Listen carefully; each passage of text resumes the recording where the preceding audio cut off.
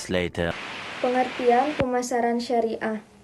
Pemasaran syariah adalah disiplin strategi bisnis yang mengarahkan suatu proses penciptaan, penawaran, dan perubahan nilai dari suatu produk atau layanan yang sesuai dengan prinsip syariat Islam. Selanjutnya, pasar dan pemasaran syariah. Prinsip utama dalam pasar dan pemasaran syariah adalah untuk memastikan bahwa semua aktivitas ekonomi dan pemasaran dilakukan sesuai dengan hukum Islam, yang dikenal sebagai syariah. Berikut adalah beberapa poin penting terkait dengan pasar dan pemasaran syariah. Yang pertama, prinsip syariah. Yang kedua, keuangan syariah. Yang ketiga, etika bisnis. Yang keempat, pemasaran etis. Yang kelima, sertifikasi syariah. Yang keenam, segmentasi pasar. Dan yang terakhir, pendidikan dan kesadaran. Selanjutnya, pemasaran spiritual. Pemasaran syariah memiliki karakteristik spiritual yang mencakup nilai-nilai Islam dalam setiap konsep pemasaran. Beberapa karakteristik pemasaran syariah yang bersifat spiritual antara lain Rabbaniyah, yaitu pemasaran yang berorientasi pada keberkahan dan ridho Allah Subhanahu wa Ta'ala. Lalu Ahlakiyah, yaitu pemasaran yang berorientasi pada etika dan moralitas yang tinggi. Lalu Al-Waqiyah, yaitu pemasaran yang berorientasi pada realitas dan kebenaran. Lalu manusia, yaitu pemasaran yang berorientasi pada kemanusiaan dan keadilan. Selanjutnya menuju pasar syariah. Menuju pasar syariah, perusahaan harus memperhatikan beberapa hal. Yang ke-1, memahami prinsip syariah. Yang kedua, mengadopsi strategi pemasaran syariah.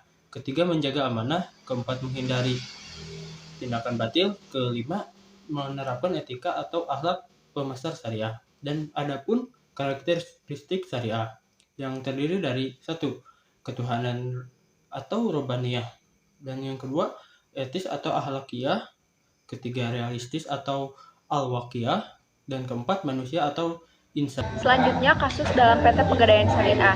Di sini saya akan sedikit menjelaskan mengenai profil PT Pegadaian Syariah terlebih dahulu. PT Pegadaian Syariah dimulai pada saat pemerintah penjajahan Belanda yang mendirikan Bank Van Liening, yaitu lembaga keuangan yang memberikan kredit dengan sistem gadai. Lembaga ini pertama kali didirikan di Batavia pada tanggal 20 Agustus 1746. Yang selanjutnya ada produk pegadaian, yaitu terbagi menjadi 3. Yang pertama, pinjaman gadai. Yang kedua, pinjaman non-gadai. Dan yang ketiga, layanan jasa. Adapun visi PT Pegadaian Syariah yaitu menjadi the most value. Selanjutnya saya akan mengambil analisis SWOT dalam PT Pegadaian Syariah. Yang pertama ada strength atau kekuatan. Aspek pasar dan pemasaran dalam PT Pegadaian Syariah ada 3, yaitu yang pertama, PT Pegadaian Syariah yaitu perusahaan BUMN. Yang kedua, berdiri sejak 119 tahun lalu. Yang ketiga, ada persyaratannya pun mudah dijangkau oleh masyarakat. Selanjutnya ada dalam aspek keuangan, yaitu apabila telah jatuh tempo pinjamannya dan utang pokok belum dapat dibayar, maka jangka waktu pinjaman dapat diperpanjang dengan membayar bunga terlebih dahulu. Selanjutnya ada aspek sumber daya manusia, yaitu mempunyai kebutuhan pembiayaan mulai dari nelayan, ibu rumah tangga, dan juga mahasiswa. Yang kedua, weakness atau kelemahan dalam PT Pegadaian Syariah. Ada 2 aspek. Yang pertama yaitu aspek pasar dan pemasarannya. Barang bergerak yang digadaikan harus diserahkan ke pegadaian, sehingga barang tersebut tidak dapat dimanfaatkan selama barang digadaikan. Yang kedua ada aspek sumber daya manusia. Masyarakat sekitar masih kurang sadar akan teknologi, jadi masih menerapkan pelayanan offline. Selanjutnya yaitu opportunities. Ada dua aspek juga. Yang pertama ada aspek pasar dan pemasaran. Pegadaian sudah banyak dikenal dari sebagai kalangan. Para nasabah puas dengan pemanfaatan produk jasa yang tersedia di Pegadaian. Yang kedua ada aspek keuangan, mempunyai bunga yang rendah untuk gadai emas 8% dan untuk gadai BPKB 1,25%. Terus yang terakhir ada trades.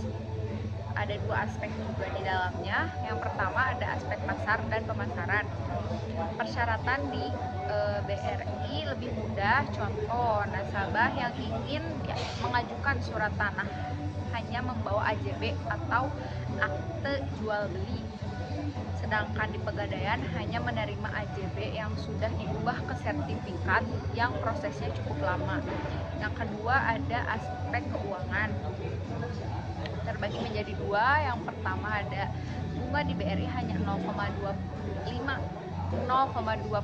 per bulan. Dan yang kedua, Pegadaian adalah jasa keuangan yang memiliki sewa modal yang bersaing dengan KUR BRI atau kredit usaha rakyat.